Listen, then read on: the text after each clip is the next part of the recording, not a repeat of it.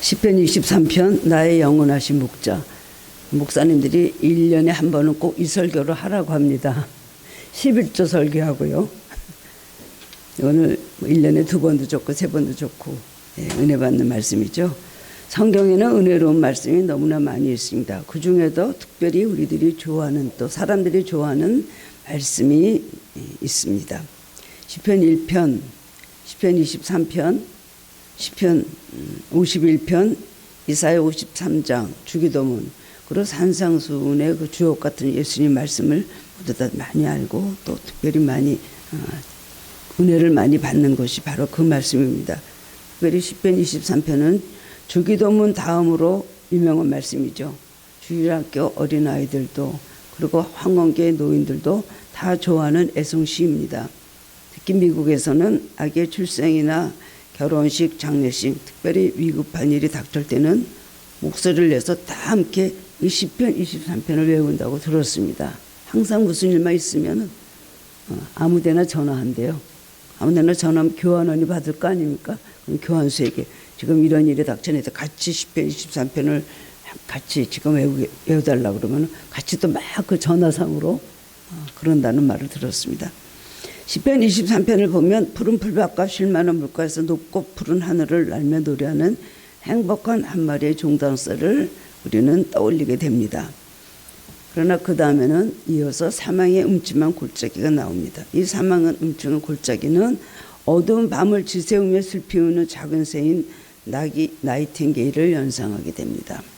그러니까 한 마리의 양이 겪는 행복과 고난의 양령을 함께 모두 담고 있는 것이 시편 23편입니다. 시편 23편의 저자인 다윗왕은 본래 베들레헴의 아주 작은 마을에서 양을 치는 목동이었습니다. 대대로 양을 치는 집안의 8째 아들이었습니다. 성경학자들은 다윗의 생애의 마지막 시기에 이 시를 쓴 것으로 그렇게 추정을 하고 있습니다. 다윗은 용감하면서도 눈물이 많았습니다.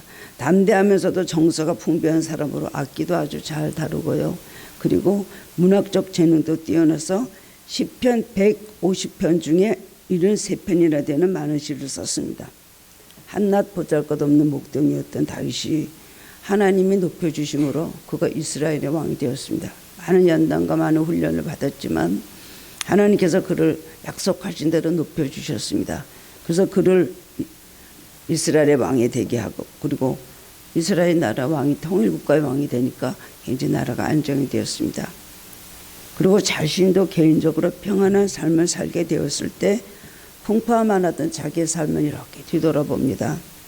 그러면서 이 시편을 통하여서 믿음을 고백을 하게 되었습니다. 인생의 수많은 고난과 아픔을 겪으면서 깨달은 하나님의 사랑, 함께 하시는 은혜, 그것에 대한 자기 삶의 간증이요, 자기 삶의 유학이라고 할 수 있는 것이 시편 23편입니다. 내 삶은 1절부터 6절까지 다윗의 생애가 거기에 다 들어있습니다. 다윗은 여호와는 나의 목자요 나는 그의 양이라 그렇게 한마디로 비유하고 있습니다. 그리고 하나님은 자신의 삶의 공급자요, 보호자요, 인도자라고 고백을 하고 있습니다. 성경에는 신구약을 통하여 선한 목자라는 말이 80여회나 기록되어 있습니다. 몰랐죠? 굉장히 많이 기록이 되어 있습니다. 목자가 되신다는 것. 이스라엘의 목자는 구약에서는 하나님이시고 신약에서는 인간으로 오신 예수님이십니다.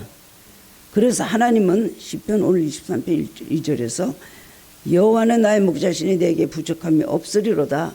그가 나를 푸른 풀밭에 누이시며 쉴만한 물가로 인도하시는도다 하셨고요. 요한복음 10장 14절 15절에는 나는 선한 목자라 나는 내 양을 알고 양도 나를 아는 것이 아버지께서 나를 아시고 내가 아버지를 아는 것 같으니 나는 양을 위하여 목숨을 버리노라. 예수님 목숨을 버리느라 오신 선한 목자이십니다. 여러분 시편 23편의 그림을 누구나 다 많이 보셨을 겁니다.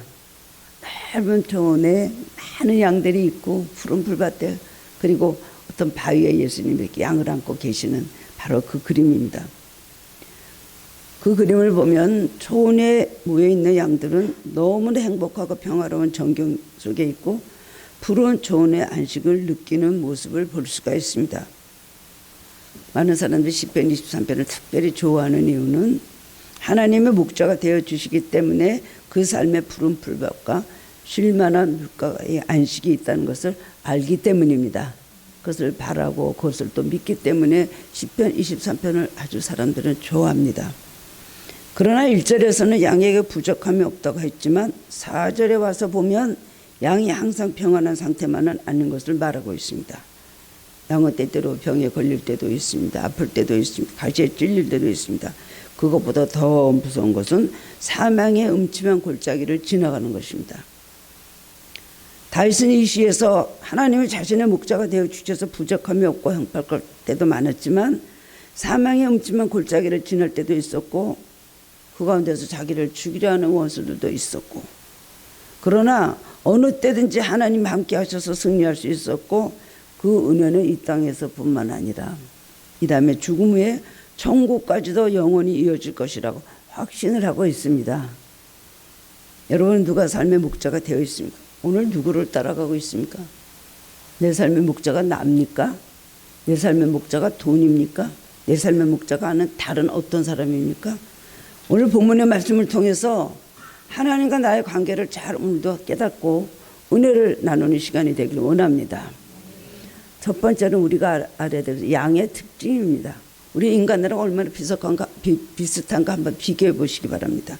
양은 끊임없는 목자의 보호가 필요한 동물입니다. 왜냐하면 자체 방어나 공격을 하기에는 너무 겁이 많은 동물입니다. 몸집이 그렇게 작지도 않죠. 뭐 다람쥐나 토끼같이 작습니까? 그거보다는 훨씬 큽니다. 그리고 힘도 좋은 편인데 겁이 많아서 찍하면 도망가기가 일쑤입니다. 몸이 둔하고 지구에 달리지도 못합니다. 겁이 많아서 밤에는 목자가 오기 전에는 눕지도 못합니다. 그래서 불안해서 잠을 자지 못하고 옹기종기 꾸정꾸정 이렇게 모여 있다고 합니다. 그렇게 양은 항상 목자의 보호가 아침부터 밤까지 필요한 동물이 바로 이 양입니다. 또 양은 방향 감각이 아주 둔합니다. 거의 모든 짐승은 자기 집을 찾아올 줄 압니다. 근데 양은 자주 길을 잃어버리고 엉뚱한 곳으로 갑니다. 그래서 예수님은 누가복음 15장 3절에서 7절에서 잃어버린 양 한 마리의 비유를 말씀을 하고 있습니다. 잃어버린 양 한 마리는 우리에 있는 99마리보다도 양 한 마리를 찾아서 목자는 다닌다. 그리고 그 양을 만나면 어깨에 메고 너무 즐거워서 돌아온다. 이런 말씀을 하셨습니다. 또 양은 고집이 세서 일정한 장소로 옮기려면 아주 힘이 듭니다. 부드럽고 양순한 동물로 그렇게 생각되지만 겁이 많으면서도 고집은 너무 세서 간섭받기를 아주 싫어하는 동물입니다. 순한 것 같으면서 사람에게 또 안기는 것을 싫어하고 그리고 보호를 받아야 하는데도 자기 마음대로 하려고 한다는 것입니다. 우리 양에 대해서 알고 보면 야 이런 성격을 가지고 있었나? 양이 이랬나? 놀라는 것들이 많이 있습니다. 겉으로 보기에는 순한 것 같고 순종적인 거고 그야말로 착한 것 같이 보이죠. 그렇지만 그렇지 않다는 내면으로 들어가면 상당히 목자가 다루기 힘든 그런 면을 가지고 있는 것이 양이라는 것입니다. 그리고 멀리서 보면 희고 깨끗해 보이지만 가까이서 보면 양은 매우 더럽습니다. 꼬리가 밑으로 쳐져 있기 때문에 쉽게 더러워진다는 것입니다. 그래도 끊임없이 목자가 쓰다듬고 돌봐주기 때문에 목자에 대한 신뢰와 사랑을 가지고 있습니다.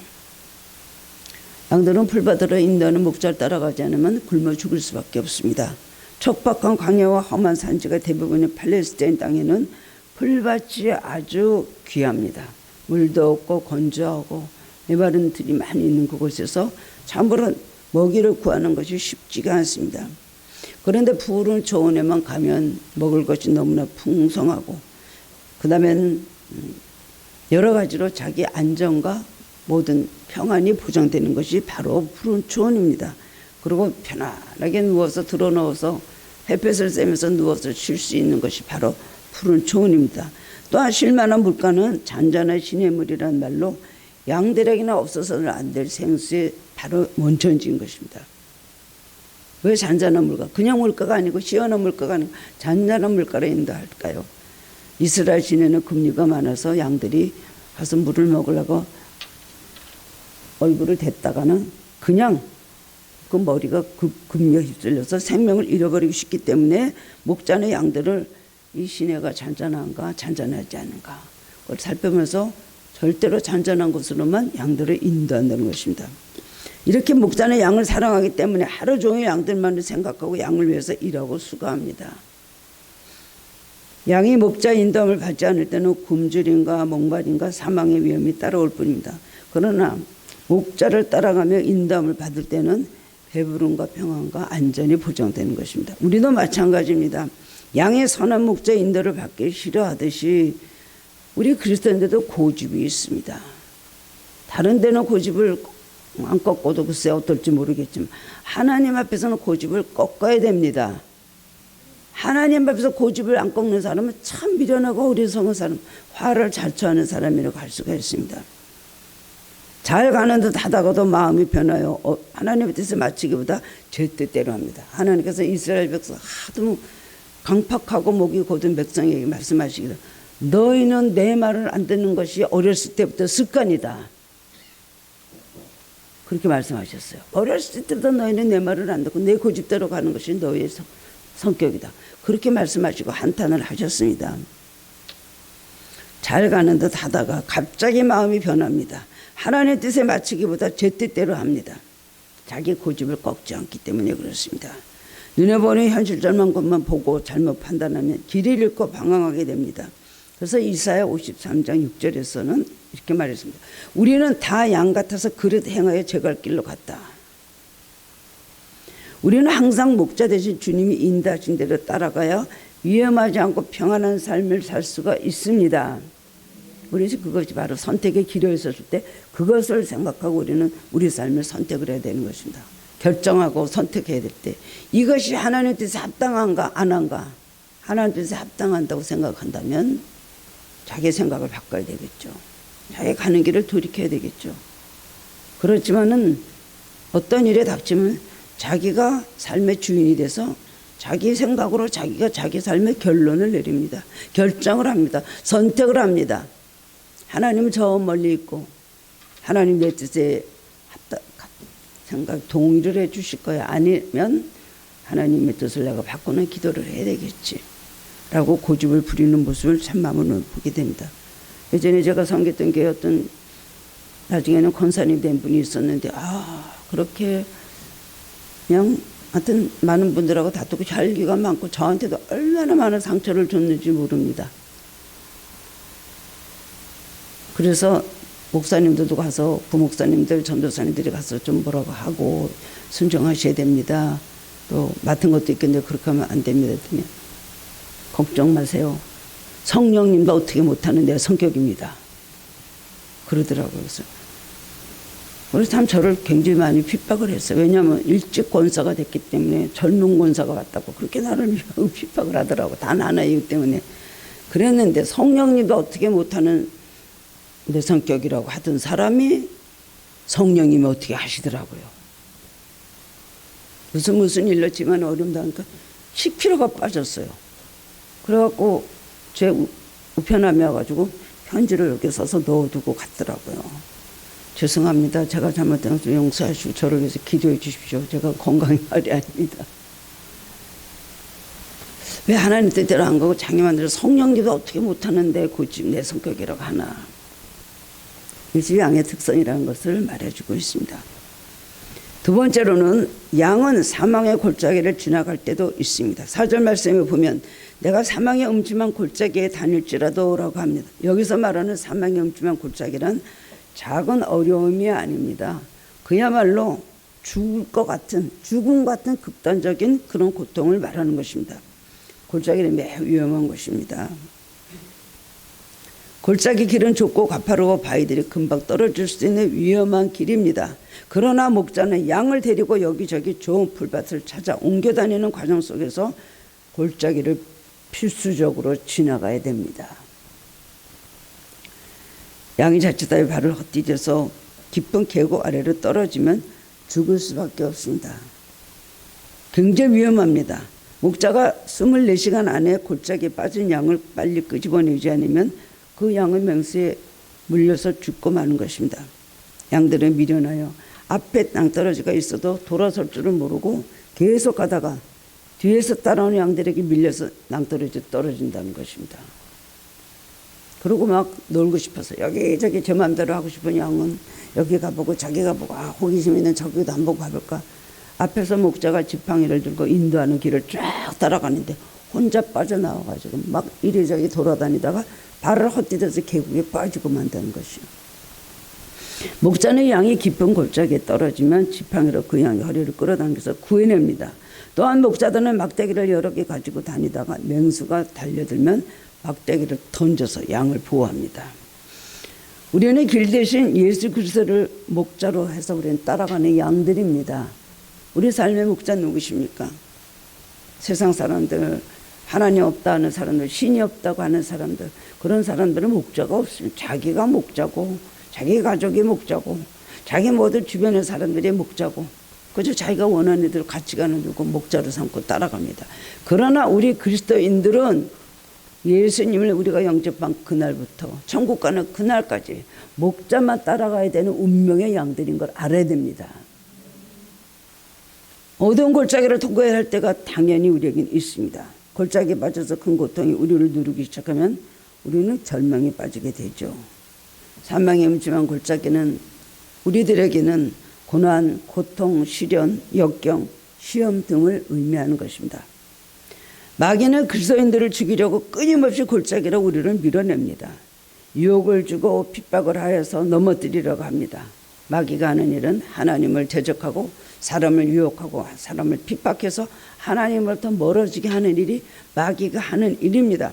그럴 때 시험에 들어 하나님 멀리하면서 잘못된 길로 가다가 실패하는 사람이 많습니다. 그러나 포기하지 않고 하나님만 바라보고 끝까지 인도하신 길로 가는 사람은 모든 어려움에서 건져주시고 또한 빨리 우리는 그 골짜기에서 헤어나올 수가 있습니다.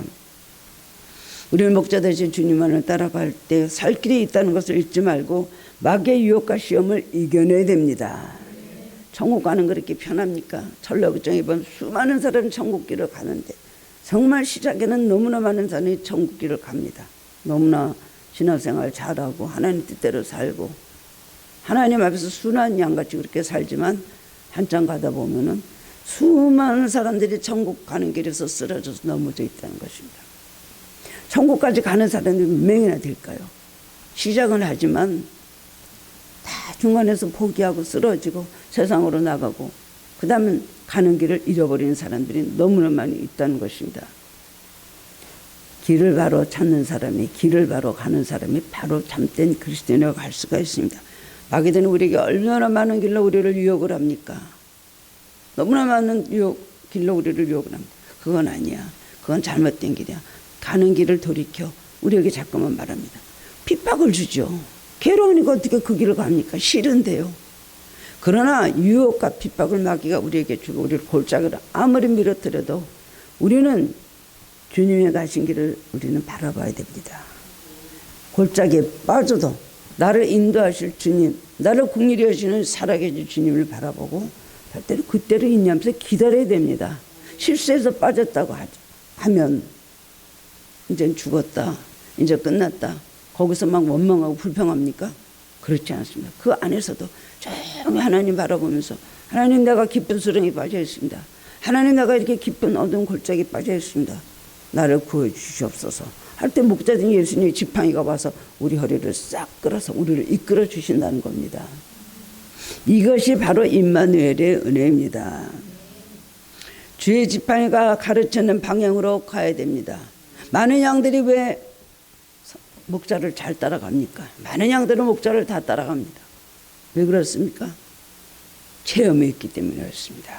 앞에서 목자가 다 또 나팔이나 피리 같은 걸 들고 뭐 소리를 이렇게 피리 소리를 낼 때는 피리를 불어서 소리를 냅니다. 앞에서 가면은 뒤에서 양들이 수백 마리 수천 마리 양들이 쫙를 지어서 따라가는데 앞에서 목자가 지팡이를 오른쪽으로 쫙 가리키거든요. 그러면 양들이 그냥 따라가는 거예요. 왼쪽으로 또 지팡이를 딱 저쪽으로 들면 또 그쪽으로 보고 따라가는 거예요. 왜 그래요? 체험이기 때문에 그랬습니다. 목자가 가라는 대로 갔더니 거기에 좋은 풀밭이 있더라. 목자가 가라는 대로 갔더니 거기에 정말 잔잔한 물가가 있더라. 체험으로 아는 거예요. 체험으로 양들은 목자를 따라간다는 것입니다. 우리의 삶에 여러분 얼마나 많은 체험이 있었습니까? 어려울 때 힘들 때 기도로 응답해 주시고 우리의 기도를 들어준 데가 참 많이 있었습니다. 그렇기 때문에 목자를 신뢰하고 목자가 가르치는 지팡이가 가르치는 쪽을 보고 한눈 팔지 말고 가야 된다는 것입니다. 우리가 하나님 말씀 안에서 살고 교회 울타리 안에서 서로 하나가 되어서 예배하면서 사랑하면서 살아갈 때에 하나님께서는 우리와 함께 하시고 우리를 보호해 주시는 것입니다. 세 번째로는 목자는 양을 골짜기로 인도합니다. 왜 목자가 양을 골짜기로 인도할까요? 그건 필요한 과정, 필수 과정입니다. 그 이유는 무엇일까요? 첫 번째로 정상에 오르게 하기 위해서는 골짜기를 통과해야 됩니다. 그렇죠. 골짜기를 따라 내려가면 마을이 나오고 골짜기를 따라 올라가면 그다음에 산 정상이 나옵니다. 사람들이 산에서 길을 잃어버리면 골짜기를 따라 내려오면 마을이 나옵니다. 저번에 어떤 청년이 산에서 길을 잃어버렸는데 그렇게 어두운데 그렇게 살아서 밑으로 내려와서 나중에는 무사하게 구출이 되었어요. 반가워서 막 어떻게 해서 그렇게 하니까 나는 골짜기를 따라왔습니다. 골짜기를 따라가면 결국은 마을이 있고 사람들이 사는 곳이 있다는 걸 알았습니다. 골짜기만 어두운데도 골짜기를 따라 나왔다는 거예요. 골짜기를 따라 내려오면은 그 다음에는 안전한 것이 나오고 골짜기를 따라 올라가면은 산 정상이 나오죠. 골짜기를 따라 올라가는 길은 험하지만 그 길은 직선길로 정상까지 올라갈 수가 있습니다. 신앙생활의 과정에 있어서 믿음의 정상을 오르기 위해서는 골짜기의 체험이 반드시 필요합니다. 시편 23편에서는 목자는 처음에는 자기 양을 푸른 초장과 잔잔한 물가로 데리고 갑니다. 그것에서 마냥 행복과 평안을 누리게 하죠. 그리고 나쁜 것도 치유되고 회복시켜 줍니다. 그러나 초원에서 마냥 편안하게 지내다 보면 점점 더 목자를 따르지 않고 자기 마음대로 하려고 합니다. 양은 매우 제멋대로인 성향을 가지고 있는 동물이기 때문입니다. 그러면서 양은 또 모든 동물 중에 가장 방향 감각이 아주 부족하다고 합니다. 모든 동물은 다 자기 집을 찾아올 줄 아는데 양은 길을 잃어버리고 엉뚱한 곳으로 가는 거예요. 목자는 이러한 양의 나쁜 버릇을 고쳐주기 위해서 골짜기를 통과한다는 것입니다. 목자는 겁이 많은 양을 맹수가 기다리는 무서운 골짜기로 데리고 갑니다. 그러면 제멋대로 돌아다니던 양은 골짜기에 이르게 되면 갑자기 무서워서 혼자 돌아다니지 못하게 됩니다. 그 다음에 어떻게 해요? 그 다음에 목자들을 점점 의지하고 따라다니고 그 지시에 따르게 그렇게 된다는 것입니다. 우리도 마찬가지입니다. 골짜기를 지나는 양들과 같이 인생의 깊은 골짜기에 처하게 되면 고집을 꺾고 교만을 꺾고 그때부터 목자 되신 주님 앞에 무릎을 꿇습니다. 여기 굉장한 하나님께서는 우리에게 굉장한 좋은 처방이세요. 왜 사람들에게 고난을 당해야만 하나님 가까이 할까요? 저도 그렇습니다. 어려우면 어려울수록 더 많이 더 매달리게 되고 그러다 더 응답받으면 편안해지는데 얼마 지나면 우리는 뭔가 게을러지는 거거든요. 아무런 위기의식도 없고 어떤 삶에 무슨 어떤 문제가 없을 때는 굉장히 신앙생활이 해이해질 수밖에 없습니다. 그렇게 해서 등 따시고 배부를 때가 가장 목사들한테는 위험한 것이라고 합니다. 어려움을 당할 때 우리 하나님을 찾습니다. 그렇기 때문에 하나님은 형통과 그 다음에는 우리에게 모든 어려움을 겸하여 주신다 그랬어요. 항상 좋게만 하시지 않습니다. 항상 편안하기만 하시지 않습니다. 항상 어려움만 주시지 않습니다. 하나님 또 편안하게 하시다가 얼마 있으면 또 우리에게 고난을 주어 또 하나님 가까이 하고 자기 자신을 돌아보게 하고 그 다음엔 다시 또 너무나 또 병들고 힘들어질 것 같고 우리가 뭔가 회개하고 달라지면 그 다음에 또 하나님께서 좋은 길을 열어주십니다. 편안하게 푸른 초원에서 살 때 교만했던 것, 방탕했던 것을 비로소 골짜기에서 깨닫게 되고 회개하고 하나님을 간절히 찾게 됩니다. 그래서 천부의 의지 없어서 손들고 옵니다. 주 나를 외면하시면 나 어디 가리까. 그리고 한 번만 살려 주시옵소서. 이런 고비가 어디서 나와요? 골짜기에서 나온 거예요. 삶의 여러 가지 참 절망적인 순간에 처했을 때 그런 기도가 나옵니다. 오직 주님 안에 신뢰하면서 어리석은 삶을 다시는 되풀이하지 않게 하고 다짐하는 것이 바로 골짜기거든요. 또한 우리가 잘못 살면 마귀는 우리를 골짜기에 던져버립니다. 필요 없는 존재로 봐요. 그리고 신앙생활을 제대로 안 하면 아주 영적으로 전혀 무력한 상태가 되어 있기 때문에 마귀가 그냥 걷어차서 골짜기에 가까이 가서 말을 걷어차버리면 낭떠러지로 떨어지는 거예요. 마귀는 우리를 실패하게끔 우리를 골짜기에 밀어넣지만 하나님 또 우리의 실패를 선하게 이용하십니다. 주님 골짜기에서 우리의 회개를 바라십니다. 우리는 골짜기에서 깨닫고 골짜기에서 주님을 만나고 주님의 구원하심을 체험하게 되는 것입니다. 그러나 골짜기에서도 귀 막고 목자의 음성을 내면은 그때는 방법이 없습니다. 하나님 포기하는 것 같이 불쌍한 인생이 없습니다. 때리고 징계하시고 자꾸 깨닫게 하시는 것 감사합니다. 끝까지 따라오셔서 우리를 버리지 않는 이 은혜가 얼마나 귀한지 모릅니다. 그러나 그러다가 사울왕같이 버림을 당하면, 가룟 유다같이 버림을 당하면 어떡하겠습니까? 하나님께서 우리를 부르실 때, 우리를 구원하시려고 할 때 우리는 하나님을 찾고 의지해야 되는 것입니다. 이러한 골짜기의 체험은 우리의 신앙이 자라는데 큰 걸음이 되는 것입니다. 정상에 조언하고 평지에 조언하고는 차원이 다른 것입니다. 신앙의 높은 정상에 오른 사람은 세상을 넓게 볼 수가 있습니다. 그리고 영적으로 깊은 차원에서 살게 되는 것입니다. 우리는 믿음의 정상으로 오르도록 노력을 해야 됩니다. 두 번째로 골짜기에는 가장 좋은 물이 있기 때문에 목자들이 양들을 데리고 골짜기로 갑니다. 몇 개월 동안 이것저것 여행을 하면서 양들은 너무 지치고 갈증이 납니다. 그런데 골짜기에서 흘러내리는 시원한 물을 마시게 될 때 그동안의 갈증이 사라지고 양들은 다시 원기를 회복하게 됩니다. 지금도 계곡에 가면 가장 좋은 곳이 여름에 가면 참 시원합니다. 맑은 물이 흐릅니다. 한 가지 나쁜 거는 모기가 많다는 것입니다. 참 계곡은 시원하고 너무나 좋습니다. 계곡에 앉아서 돌에 앉아서 흐르는 물소리를 들으면서 기도하면서 산새가 울면서 그 안에서 바위에 앉아서 물소리를 들으며 기도할 때 얼마나 행복한 줄 아십니까? 잊을 수가 없는 그런 순간들을 느끼게 되는 것입니다. 우리의 삶을 돌이켜볼 때 우리가 하나님께서 주시는 힘과 소망을 회복할 수 있을 때는 우리들이 깊은 골짜기에 있을 때였습니다. 눈물의 골짜기에 있을 때 하나님 찾았죠. 실패의 골짜기, 궁핍의 골짜기, 질병의 골짜기, 내리다란 불안과 두려움의 골짜기, 그 골짜기에 있을 때 하나님께서 주시는 은혜의 생수, 성령의 생수를 마실 수가 있었습니다. 오히려 평안할 때 느끼지 못했던 기쁨을 느꼈고요. 형통할 때 드리지 못했던 감사를 드리게 됩니다. 하루하루 순간순간 지켜주시는 은혜와 일용할 약속을 주시는 것도 이렇게 감사한 것인 줄 몰랐습니다. 어디서 깨닫습니까? 골짜기에 있을 때. 우리가 여러 가지 많은 고난 속에 있을 때 그때 하나님 만날 기회입니다.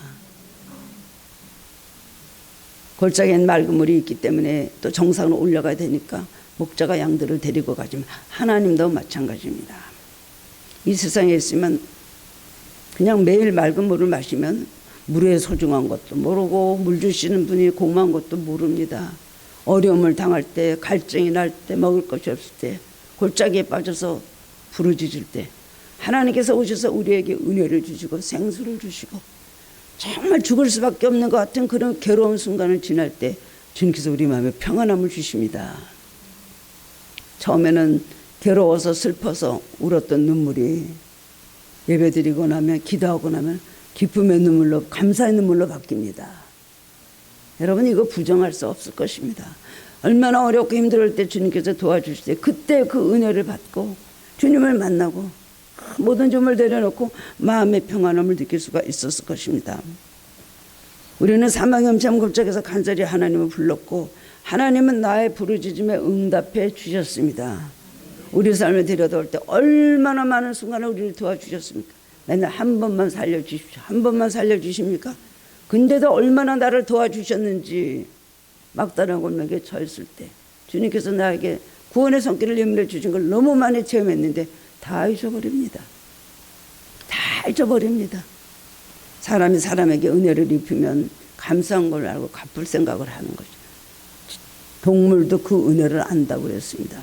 그런데 하나님 은혜를 받아놓고 그거를 잊어버리고 내 멋대로 할 때가 얼마나 많습니까? 불평하고 원망하고 괴로워하고 낙심하고. 이것이 바로 인간입니다. 사망이 없지만 골짜기는 실패와 절망이 아니고 은혜를 체험하는 골짜기인 줄 알고 다시 한번 여러분 골짜기에 빠져 있다면 다시 한번 은혜를 받는 귀한 기회를 삼으시기를 바랍니다. 부르짖으십시오. 절망 가운데 주님을 찾으십시오. 이것이 중요합니다. 아마 계곡에 양이 빠져 있는데 소리를 막 내고 막 양이 막 괴로운 소리를 낼 때 목자가 듣고 가서 구원해내지 않았을까요? 빠져 있는데 일생 우리 하나님을 찾아야 됩니다. 그리고 그 목소리를 들으시고 골짜기로 오셔서 우리를 구원해 주십니다. 그런데 골짜기에 빠져갖고도 발장을 끼고 앉아서 자기 교만을 꺾지 않고 그대로 있다면 누가 알겠습니까? 하나님 보시고도 그런 심령은 가서 구원해 주지 않는다는 것입니다. 시편 66편 10절에서 12절에는 이런 말씀이 있습니다. 하나님이여 주께서 우리를 시험하실 때 우리를 단련하시기를 은을 단련한 같이 하셨으며 우리를 끌어 그물에 걸리게 하시며 어려운 짐을 우리 허리에 메어 두셨으며 사람들이 우리 머리를 타고 가게 하셨나이다. 우리가 불가물을 통과했더니 주께서 우리를 끌어내서 풍부한 곳에 들이셨나이다. 아멘입니다. 세 번째로는요, 왜 목자가 양을 골짜기로 인도할까요? 양이 성장했다는 증거입니다. 성장시키기 위함입니다.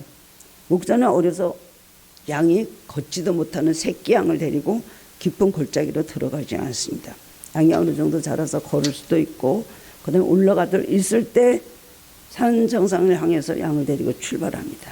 양은 처음에는 힘이 없고 불안정하여 자주 넘어지고 다치기도 합니다. 그러나 목자가 오는 것은 훈련입니다.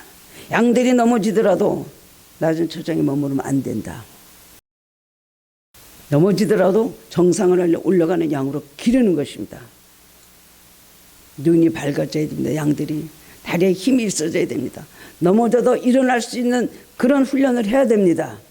힘들어도 올라가는, 이제 다시 초원으로 내려가서 눕고 싶다, 그렇게 허락하지 않는다는 것입니다. 정상을 향해서 올라가야 되고 양을 성장시켜야 된다는 것입니다.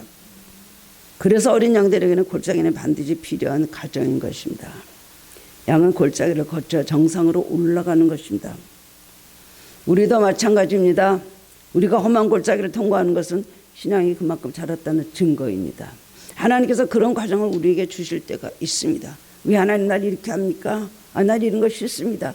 난 쓰라린 것이 싫습니다. 딱딱한 것도 싫습니다. 짠 것도 싫습니다. 단 거는 싫습니다. 우리 입맛이 너무 있어요. 이스라엘 백성이 40년 동안 강에서 매일 했던 소리가 뭔 줄 압니까? 나는 40년 동안 이 맛다가리 없는 이 만나라는 거 먹기 싫다고. 왜 맨날 이걸 먹게 하는, 아주 신물이 난다고. 그 다음에 다른 것들 다 싫어했어요. 이 모든 광야의 힘든 과정도 싫고 다 싫고 다 싫고. 그러니까 하나님이 약속하신 가나안을 바라보고 이 과정을 지나가야 되는데 가나안을 생각도 못해요. 있기는 뭐가 있어. 그리고 다시 돌아갈 수도 없는 종된 애굽 생활만 그리워하는 거예요. 걸러와서 살아서 오이 먹고 싶다, 수박 먹고 싶다, 참외 먹고 싶다, 고기 까마 옆에서 거기서 죽는 것이 낫다. 이게 하나님께서 우리를 영의 사람으로 성장시키는 과정에서 우리가 할 말입니까? 하나님 우리를 콩가루, 팥가루에 다 굴려보셔요. 물론 설탕도 꿀도 우리에게 묻혀주시지만은 우리가 성장하는 과정에 있어서는 여러 가지 내가 싫은 걸 먹으라고 할 때가 얼마나 많이 있습니까? 울면서도 먹어, 쓰라려도 먹어, 딱딱해도 먹어, 짜도 먹어, 매워도 먹어.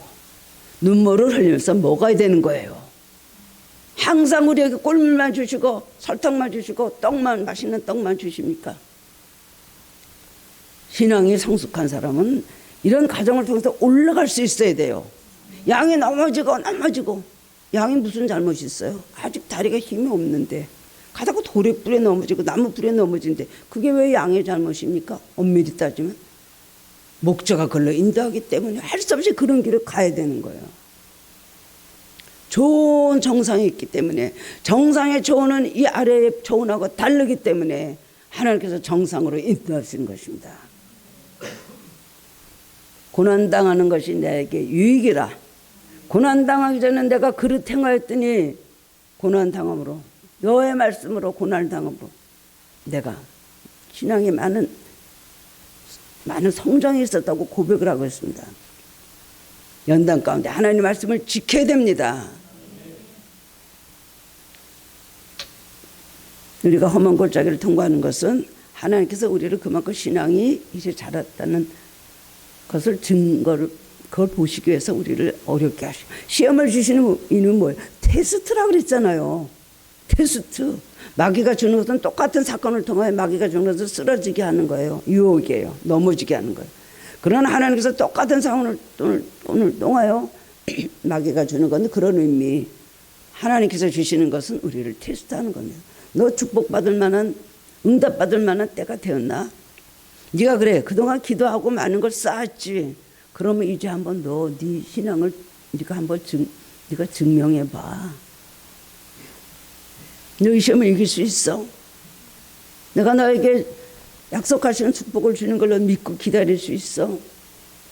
아니라고 하면서 넘어질 거냐, 시험에 들 거냐? 저는 그럴 때가 너무 많으셨어요. 때로는 이해할 수 없고 주님이 뜻하신 일 헤아리기가 어렵더라도 언제나 주 뜻 안에 내가 있음을 아노라. 찬양 부르잖아요, 우리요. 하나님 뜻을 알 수가 없어요. 왜 이렇게 하실까? 꼭 이렇게 하셨으면 됐을까? 그러나 하나님께서 주신 모든 쓰라림과 아픔과 모든 것 우리는 달게 받아먹고, 그것이 은혜입니다. 그러는 사람에게 하나님께서 축복을 주시고 이 땅에서도 주실 뿐만 아니라 천국에 가면 그것이 큰 상급으로 마련되어 있을 것입니다. 말씀으로 사는 자만이, 순종하는 자만이 하나님의 축복이 있는 걸 믿으시기 바랍니다. 다른 길은 없습니다. 불순종하면서 한 번만 봐달라고요? 불순종하는 만큼 시간은 늦어지고 불순종하는 만큼 우리의 축복은 빼앗기게 돼 있는 것입니다. 초원에서 편안하게 먹던 풀과 잔잔한 물만 생각하고 불평하거나 낙심해서는 안 됩니다. 골짜기는 머무르는 것이 아니고 지나가는 과정입니다. 또다시 골짜기를 우리는 빠져나와서 하나님께 주신 그런 초원으로 우리를 인도하실 것이고, 정상에 올리셔서 밑을 내려다보면서 힘들고 어려운 과정을 이기고 왔구나. 오늘 나에 대한 것은 그리스도의 은혜다. 내가 오늘 이기게 했던 건 하나님의 은혜로 내가 그 어려운 과정을 이기고 왔구나. 하나님 은혜 감사하지만 나도 참 대단하다. 자기를 칭찬하게 될 것입니다.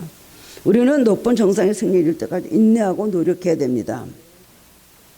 예수님이 우리보다 먼저 이 사망의 엄침한 골짜기를 지나가셨습니다. 이미 험한 골고다의 골짜기를 지나 십자가의 죽음까지 통과하셨습니다. 그러나 하나님의 은혜와 하나님의 뜻을 이루는 사랑으로 이 모든 고통을 다 이겨내시고 승리하시고 희생하셔서 우리를 구원해 주셨습니다.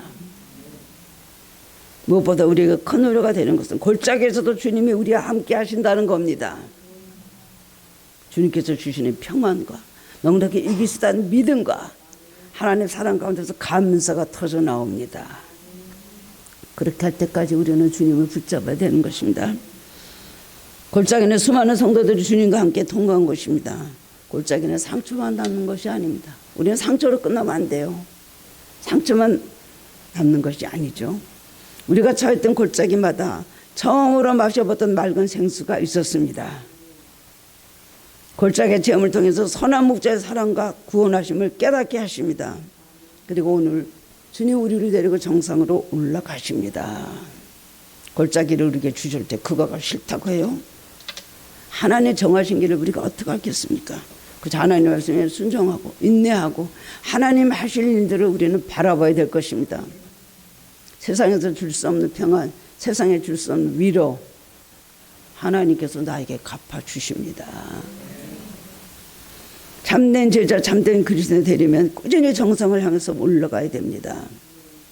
그래서 우리의 영원히 하나님의 집에서 함께 거하게 하시려는 것이 하나님이 우리를 향하는 하나님의 뜻이요 하나님의 목적이십니다. 오늘 여러분이 산맥 음침한 골짜기를 통과한다 할지라도 낙심하지 말고 주님의 구원의 손길을 믿으시기 바랍니다. 주님이 주시는 골짜기의 맑은 생수를 마시어 영혼이 새롭게 되기를 바랍니다. 정상을 향해 올라가심으로 또 승리하시는 성도님들 되시기를 주님의 이름으로 축원합니다. 사랑의 주님, 은혜를 감사드립니다. 주님, 오늘 말씀을 통하여서 다시 한번 위로를 받고 새 힘을 얻습니다. 주님, 우리는 양 같아서 제각기 우리 갓길을 갈 때가 얼마나 많은지 모릅니다. 내 생각으로, 내 뜻으로, 내 마음으로, 내 결정으로, 내 계획으로 모든 걸 살아가는 저희들, 우리가 잘못된 길을 갈고 있다면 바른 길로 저희들을 인도해 주시기를 원합니다. 내 삶에 내가 나의 목자가 되어 있습니까? 내 삶에 하나님의 나의 목자가 되고 계십니까? 오늘 시간에서 깨달아 알게 하여 주옵소서. 잘못 나가지 않도록 붙잡으시고 항상 선한 길로 저희들을 인도하여 주옵소서. 우리 영혼을 그러므로 소생시켜 주시고 하나님의 아버지 의의 길로 그 이름을 위하여 저희들을 의의 길로 인도하여 주실 것을 믿습니다. 골짜기에서 어려움을 당하고 있습니까? 그냥 골짜기에서 고통만 당하고 있을 것이 아니라 골짜기에서 주시는 은혜를 저희들이 기대하고 구할 수 있게 하여 주옵소서. 편안할 때 얻지 못했던 놀라운 하나님 은혜, 생세 은혜를 저희들이 맛보게 하여 주옵소서. 주님께서 주시는 귀한 생수 마시고 우리 영혼이 살아나고 영혼이 목마르지 않도록 오늘도 크신 은혜를 부어 주시옵소서. 예수 그리스도 이름으로 감사하며 기도드리옵나이다. 아멘. 예.